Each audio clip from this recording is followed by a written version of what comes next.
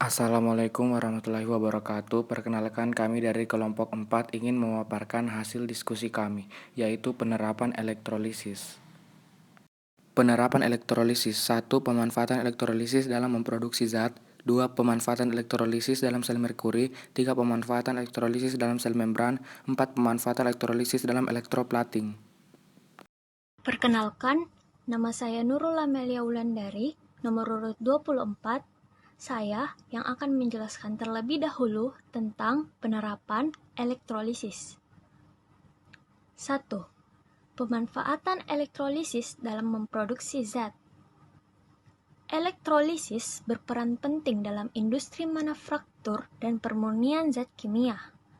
Beberapa zat kimia yang dapat diperoleh melalui proses elektrolisis diantaranya adalah seperti natrium, kalsium, magnesium, aluminium, tembaga, seng, perak, hidrogen, klor, fluor, natrium hidroksida, kalium dikromat, dan kalium permanganat. Salah satu proses elektrolisis yang penting dalam keperluan komersial adalah elektrolisis larutan natrium klorida.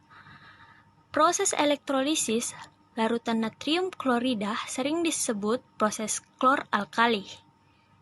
Pemanfaatan elektrolisis larutan NaCl menghasilkan natrium hidroksida di katode dan gas klor pada sisi anode. Kita dapat menuliskan reaksinya secara keseluruhan sebagai berikut. 2Na- tambah 2Cl- menjadi 2Na- tambah 2OH- tambah H2 tambah Cl2. Permasalahan yang sering kita hadapi pada proses klor alkali adalah bagaimana caranya agar kita dapat menjaga gas klor yang terbentuk tidak kontak dengan larutan NaOH. Dalam larutan alkali, Cl2 akan terdisproporsionasi menghasilkan ClO- dan Cl-. Untuk mencegah agar tidak terjadi kontak langsung antara gas klor dengan larutan NaOH, maka ruang katode dan anode kita pisahkan menggunakan sekat yang disebut sel diafragma. Sel diafragma juga menjaga agar tidak bercampurnya gas hidrogen dan gas klor karena kedua gas tersebut dapat menyebabkan terjadinya ledakan apabila bercampur. Sel diafragma terbuat dari suatu selaput berpori yang dapat dilalui ion-ion, tapi tetap dapat menahan percampuran larutan. Anode pada sel diafragma dibuat secara khusus dari logam titanium. Diafragma dan katode terdiri atas unit yang terbuat dari polimer asbes dan ditempatkan pada logam berpori. Ruang katode yang dipisahkan oleh sel diafragma mengandung campuran NaOH 10-12% dan NaCl 14-16%. Larutan dari ruang katode dipekatkan dengan penguapan dan pemurnian dengan pengkristalan natrium klorida. Hasil akhir dalam proses klor alkali adalah 50% NaOH dengan 1% NaCl sebagai pengotor. Penjelasan akan dilanjutkan oleh Syekhul Azhar. Perkenalkan, nama saya Syekhul Azhar, nomor urut 34. Saya akan melanjutkan penjelasan dari Nurul Amelia Wulandari. Klor yang dihasilkan juga mendapat 1,5% oksigen sebagai pengotor yang disebabkan proses oksidasi. Jika sebuah arus 1 ampere dilewatkan melalui sel diafragma secara kontinu atau berkelanjutan selama 24 jam, jumlah Cl2 yang diperoleh hanya 32 gram. Ini merupakan kecepatan produksi yang tidak berarti untuk tujuan komersial. Jika sebuah sel menghasilkan 1 ton klor per hari, maka diperlukan arus sekitar 31 ampere. Proses elektrolisis pada industri klor alkali memerlukan sekitar 0,5% dari seluruh daya listrik yang diproduksi tiap tahun di Amerika Serikat. 2. Pemanfaatan elektrolisis dalam sel merkuri. Hasil dari proses sel diafragma banyak dimanfaatkan untuk berbagai keperluan. Misalnya pada pembuatan rayon memerlukan NaOH dengan kemurnian yang tinggi. Suatu proses elektrolisis yang menghasilkan NaOH dengan kemurnian yang lebih tinggi adalah sel merkuri.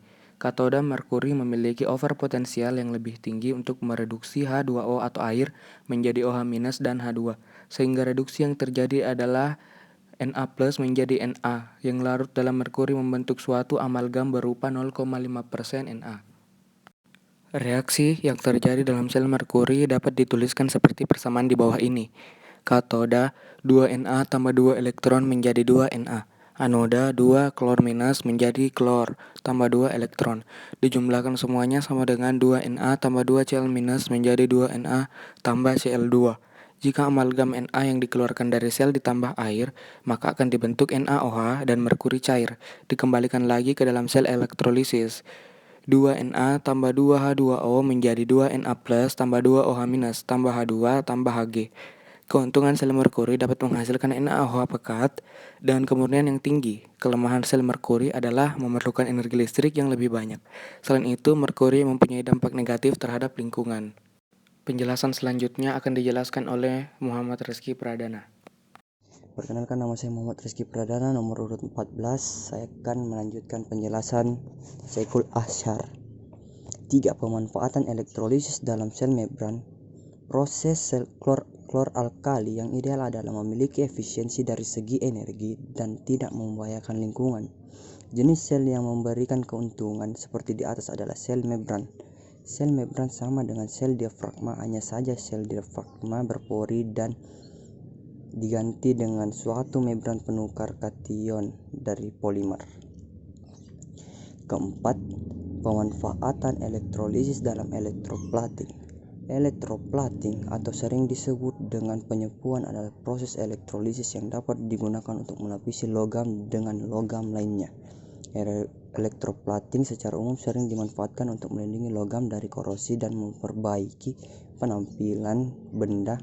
Biasanya benda yang disebut terbuat dari logam yang murah seperti besi, lalu dengan logam yang mahal seperti emas dan perak.